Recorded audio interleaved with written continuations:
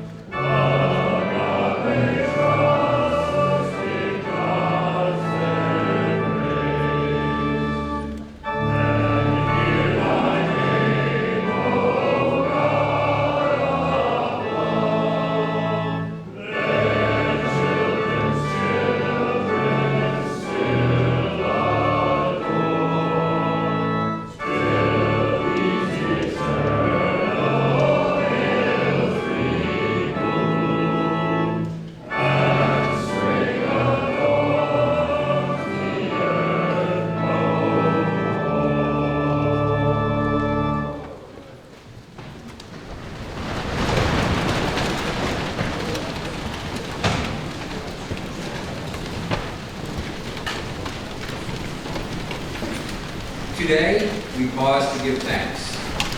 Throughout this nation, this Thursday, family and friends will gather to commemorate the Thanksgiving holiday in distinctive ways.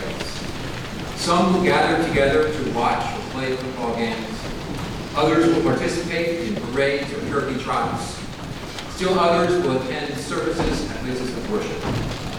Those will prepare and eat meals consisting of a particular family's special Thanksgiving dish. In all of those gathering places, mostly around family tables, there will be a moment at least when people will give thanks. George Washington first offered a day of Thanksgiving in the 1790s to celebrate the creation of a new nation. And it was Abraham Lincoln who revived the practice, which had largely been celebrated at the state level, including in Massachusetts in 1823, when Governor William Eustis, 2 months after giving a hall at Roxbury Latin, called on people of all denominations in the state to assemble to render thanks to God for his manifold goodness. President Lincoln restored and elevated the practice by calling for a national day of Thanksgiving in 1863. Lincoln made this proclamation at a time when there was much to be thankful for, a seeming shift in the war after Union victories at Gettysburg and Vicksburg, but also at a time when the actual existence of this nation was still very much at risk. It was an important time, he thought, for Americans to imagine themselves as part of a larger community and to envision themselves as part of a nation dedicated to each other and to the values of freedom and equality, a message he would give a month later at the cemetery at Gettysburg. Our current tradition of celebrating Thanksgiving on the fourth Thursday in November traces its roots back to Franklin D. Roosevelt's declaration of a national Thanksgiving in the wake of the Great Depression. There is a good deal for which we should be thankful. As you will hear from others today in readings and songs and individual messages, each of us has significant blessings for which we ought to be grateful. Each day, virtually each hour, offers an occasion for gratitude when we imagine how blessed we are for the freedoms and opportunities that we enjoy, for our families and friends, for this community and others, for intelligence and discernment and deep feeling, for our gifts and aspirations, for good sense and hoped-for dreams. Those who feel gratitude and express it freely live happier lives, and in their expressions of gratitude, they make others happy as well. We take this opportunity each year to give thanks, many to God or another spiritual being, and certainly to countless people who, in their compassion and sacrifice and generosity, make our lives better. It is fitting that we do so. I've already seen us extend ourselves in one way with our generous offerings this week to the Devon Food Pantry. I will say, in addition to filling his truck with food this morning, Mr. Smith also loaded up the minibus with donations as well. And the good folks at the pantry told him that our donation is likely the largest donation they have ever received. This speaks so well to the fullness of our Roxbury Latin community. And I hope that each of us over the next few days will directly thank others who have made a difference in our lives specifically. And so, as we turn our heads and hearts to the proposition of gratitude, I hope this hall, this communal moment, will be meaningful and helpful to you as it is for me. Today, I simply say thank you to all of you for forging this nurturing community. Roxburyensis sumus. We are Roxbury Latin, and we are thankful.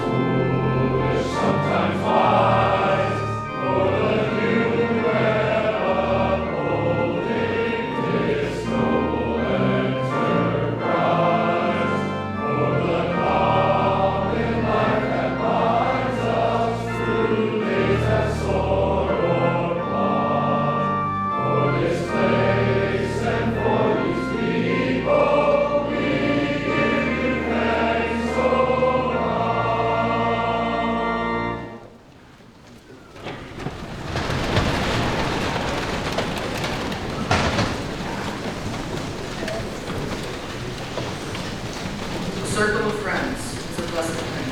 Sweet is the breaking of bread with friends. For the honor of their presence at our board, we are deeply grateful, Lord.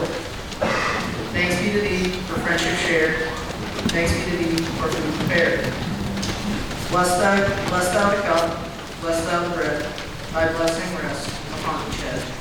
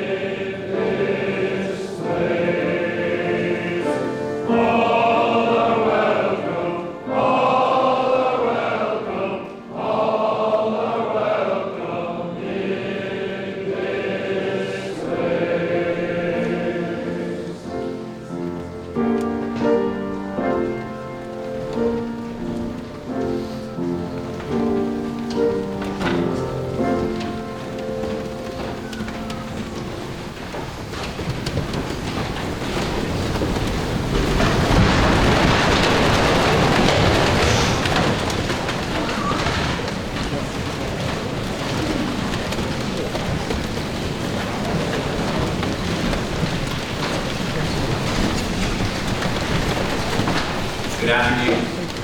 It's a privilege to speak today at our Thanksgiving celebration about one of the many things for which I'm grateful, namely all of you, remarkable students in Rochester Valley.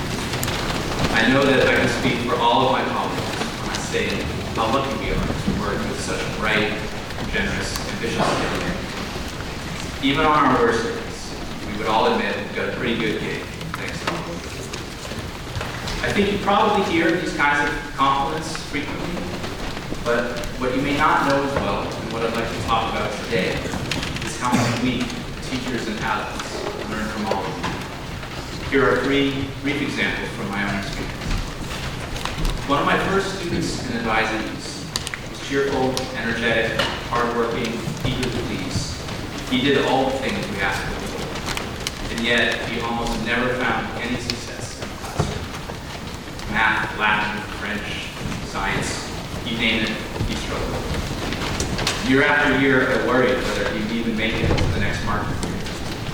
But he never complained, and he persevered.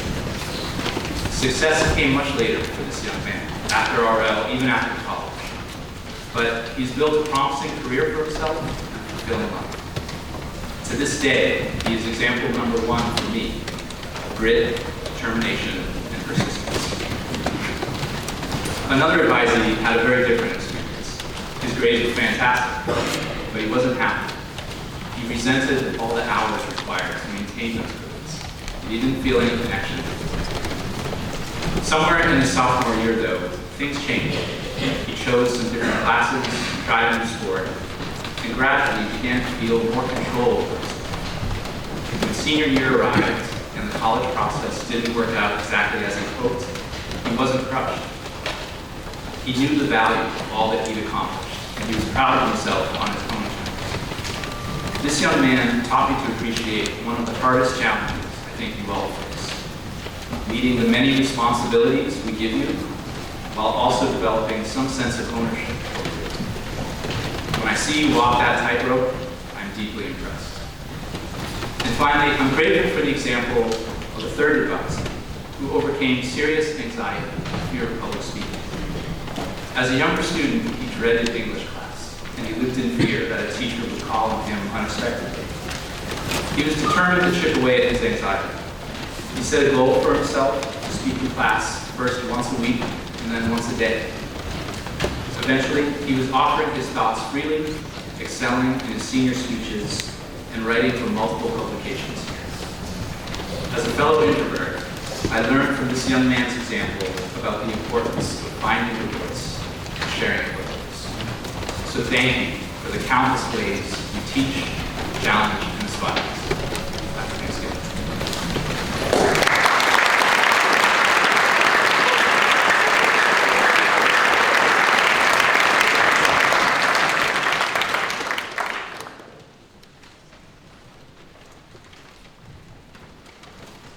When I think back to when I was thankful for this year, my mind returns to the opportunities I've had, my friends, and the school. But at the center of it all is my family.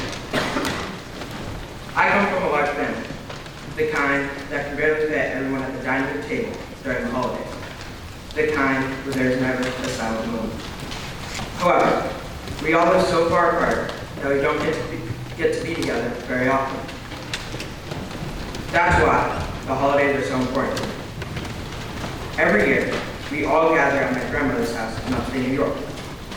It doesn't matter how busy life is or how bad the weather is. Everyone always makes it to her home. The second I cross the threshold of her home, I can feel the entire house buzzing with energy. Someone is chopping vegetables in the kitchen, while the roars of excitement come from the living room as my relatives eagerly watch a football game. My grandmother is in the middle of it all, smiling contentment as all her children and grandchildren have come to visit her for an all that.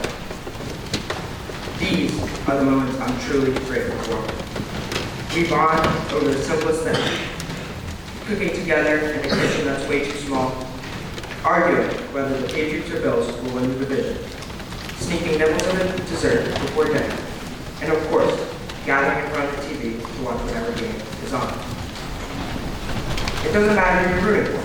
The cheering, the teasing, and reacting to back home are all a part of the tradition. The older I get, the more I realize how special it is to have a family that cares and supports one another, despite the long drives, busy schedules, and internal feuds. I'm grateful for everyone in my family, especially for my grandmother, who manages to make our home seem like the center of our world every single year. So this Thanksgiving, I'm not just thankful for the food on the table, but also for the people who fill the chairs, the ones who remind me where I come from, who I am, and what truly matters in life. Thank you.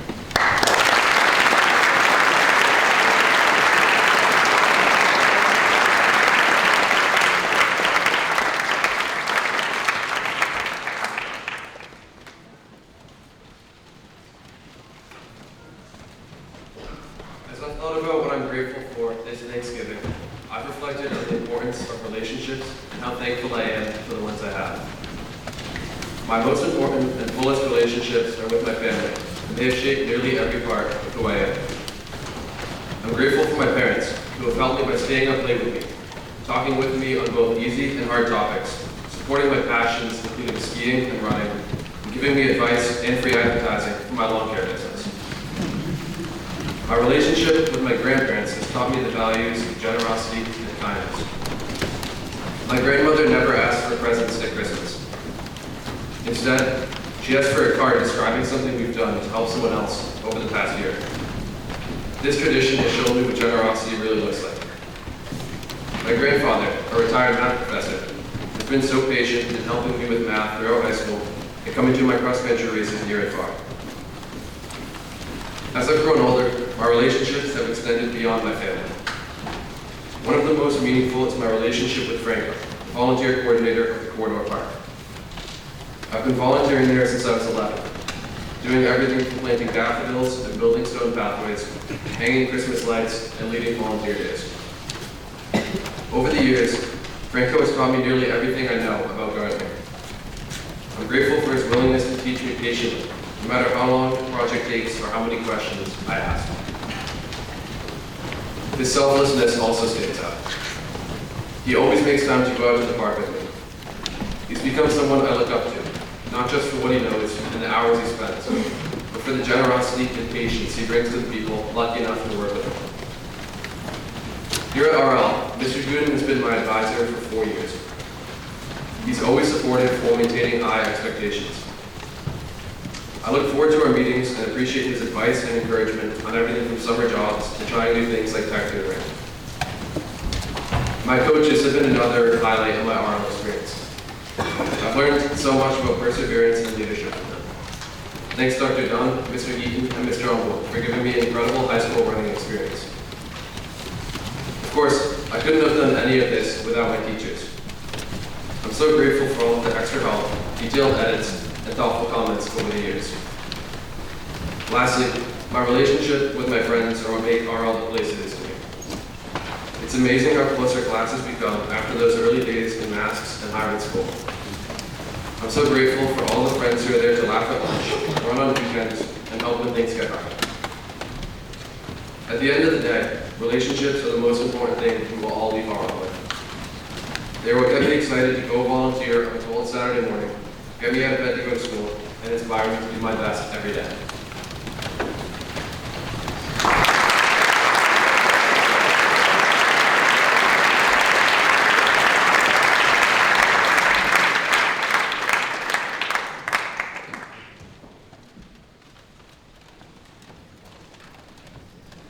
Good afternoon.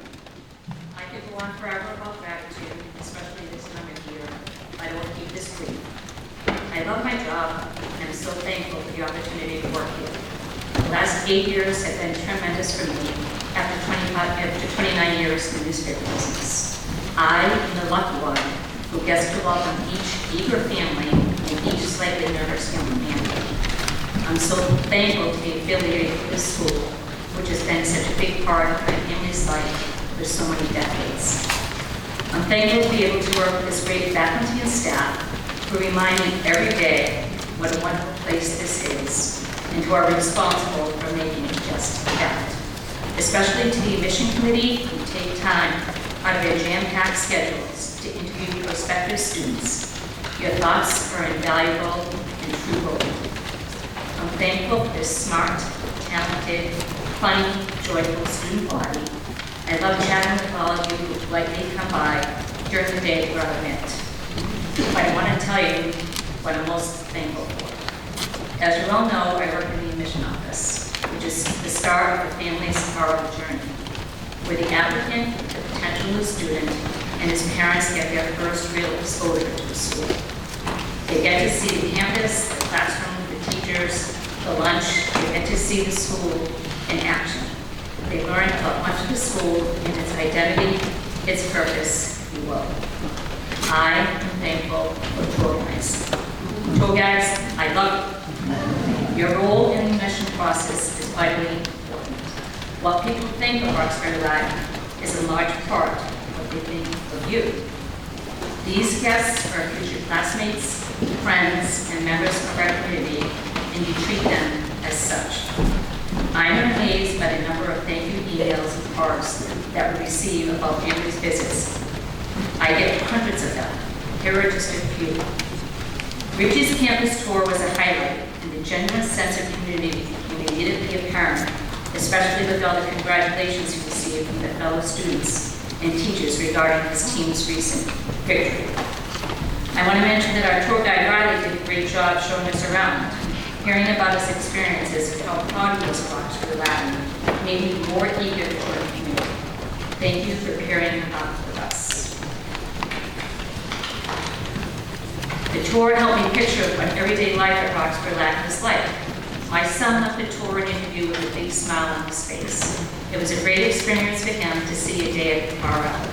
He spent a lot of time on campus and sporting events, but he never really actually saw the students during school. It was great to see the excitement on his face as we watched the little school students eagerly participate in class. It was really impressive to watch the enthusiasm of the students. Please pass along our thanks to our tour guides, Jane and Will, for their time and insights. They did an excellent job of representing the school with confidence and distinction. Gavin gave us a wonderful tour. He is an excellent representative of RL, well-spoken, intelligent, and authentic. I would also like to offer my own gratitude to our tour guide liaisons, Lincoln Hyatt, Tanner Oberg, Peter Shaughnessy, Noah Holt, and Bobby Beeston. Mr. Pellegrini works very hard setting up the tour guide schedule and relies on you boys. You are crushing it this year. Thank you, boys, for your commitment of time and effort. Lastly, I want to thank the business office, Mrs. Dinan, Mrs. Walsh, and Mr. Stanton, who keep this place going and set aside a budget every year for our events. Happy Thanksgiving.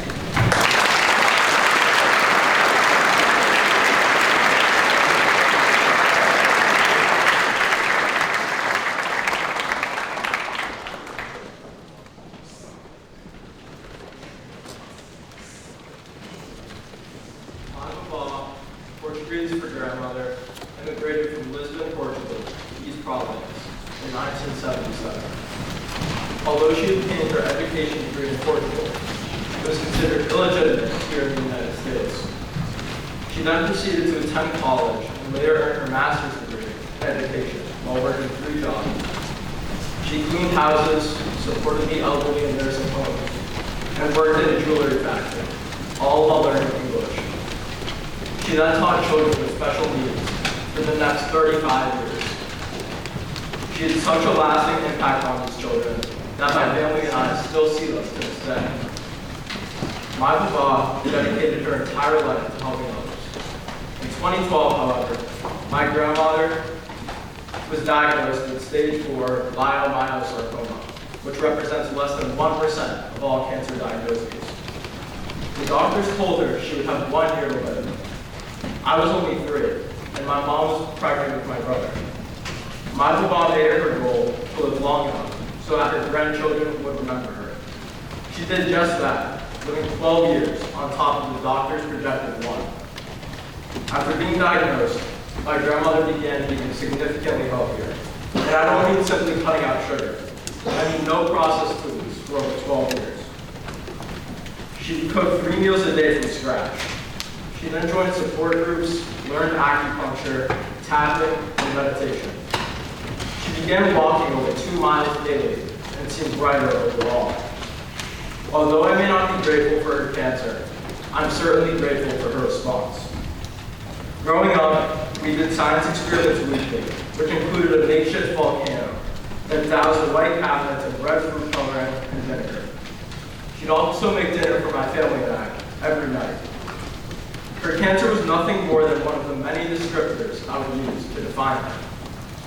She died on the 18th of August of 2025. She passed away after being part of my life for over 16 years, and she will continue to be remembered with love. She is cherished daily by her family, myself, and the hundreds of people she met along her journey. I'm grateful for the good times and the bad, which allowed me not to take a single moment with her for granted. To me, she was more than her cancer. She was strong, courageous, empathetic, and forever a role model. I'm forever grateful for my grandmother. Thank you.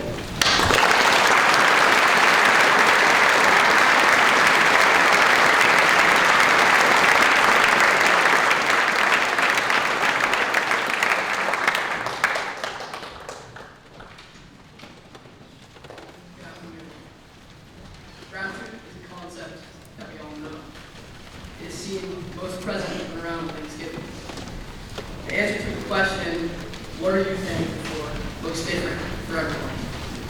This question isn't just as simple as it seems. It takes deep thought and genuine reflection.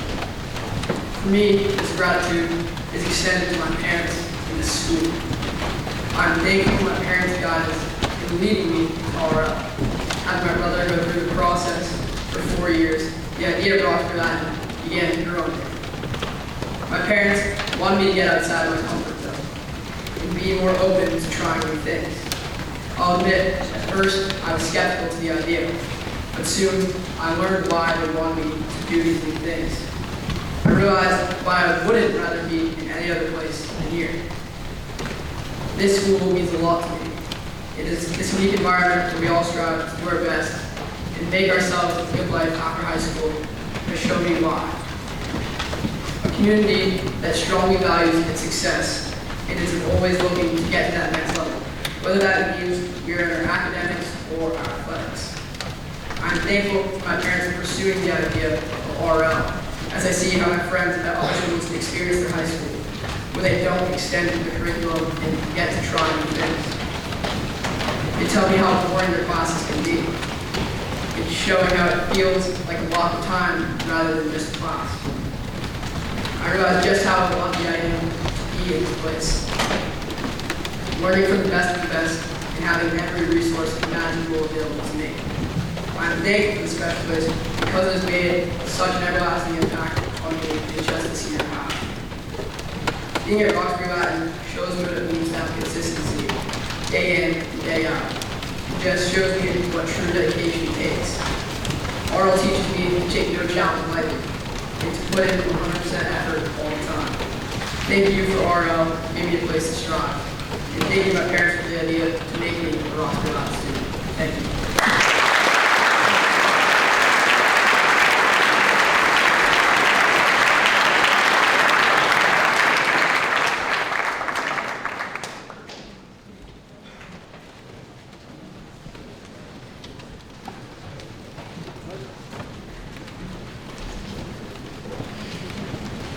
I've cried often in the last year.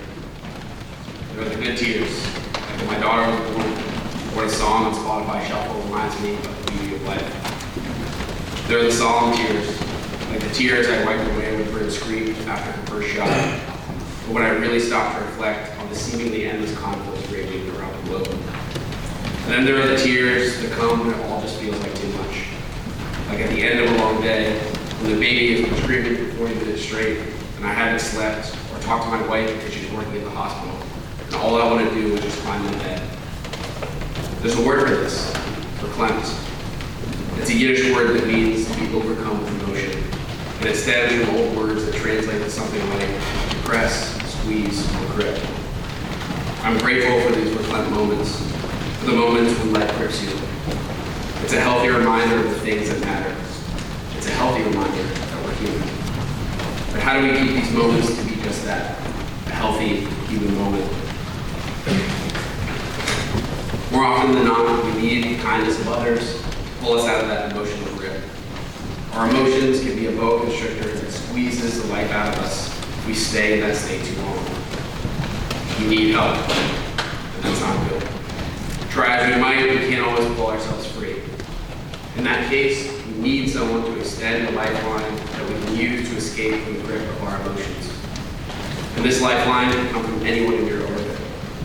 A loving partner who holds your hand in the storm, a family member who offers a shoulder to cry on, a friend who picks up the phone, a colleague who opens their door, or a stranger who extends a small kindness. It doesn't really matter where this help comes from, just as long as we have the humility to accept it. We need more of these small acts of kindness in the school, in our homes, in our country, and on our planet. It costs nothing, but it means everything. Let this Thanksgiving serve as a reminder of how we should treat people all the time. To that end, I encourage each of you to seek the honor of giving a small kindness. Be generous with your eyes and ears. Lead with your heart and extend that lifeline. It costs nothing, but it means everything. We are also called to be grateful in this holiday season. And as Mr. Quirk reminded us 2 years ago, gratitude unexpressed is not gratitude at all. So I'd like to close by thanking those who have helped me through those moments when I felt overwhelmed.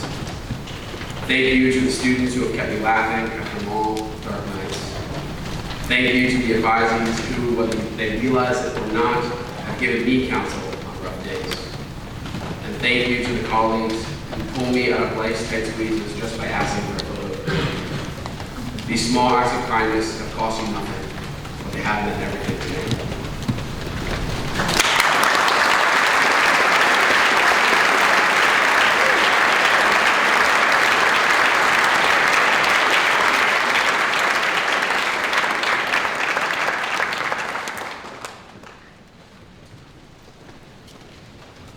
Thank you all for your blessed and purified prayer. This prayer was written by Edmund Sweat Verminier, class of 1879, Episcopal priest and longtime dean of St. Paul's Cathedral, in whose memory his wife gave the gift that enabled the building of Verminier Hall nearly 100 years ago. O God of love, we yield thee thanks for whatsoever thou hast given us richly to enjoy, for health and vigor, for the love and care of home, for joys of friendship, and for every good gift of happiness and strength. We praise thee for all thy servants who by their example and encouragement have helped us on our way, and for every vision of thyself which thou hast ever given us in sacrament or prayer. And we humbly beseech thee that all these thy benefits we may use to thy service and to the glory of thy holy name. Amen. And now, in the spirit of fellowship and gratitude, please turn to one another.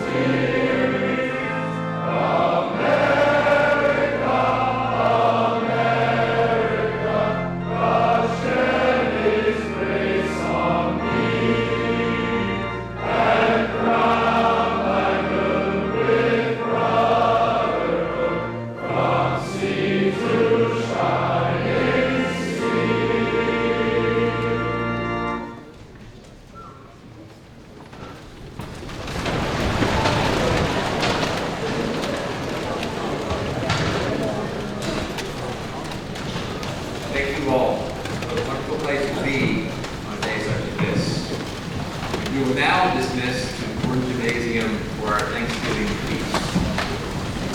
As we dismiss, please proceed to your backpack and belongings where they are. Get them afterwards. And a reminder that as the deans outlined to you this morning, you will sit at tables designated by class. Also note that each table there are spots reserved for the faculty members to sit with you. Please don't take those seats as well. And when you find your table, please remain standing behind your chair. Even the food is on the table. Remain standing behind your chair until we are all assembled, and I'll offer a few words of blessing before we sit down. So, at tables 1 to 7, class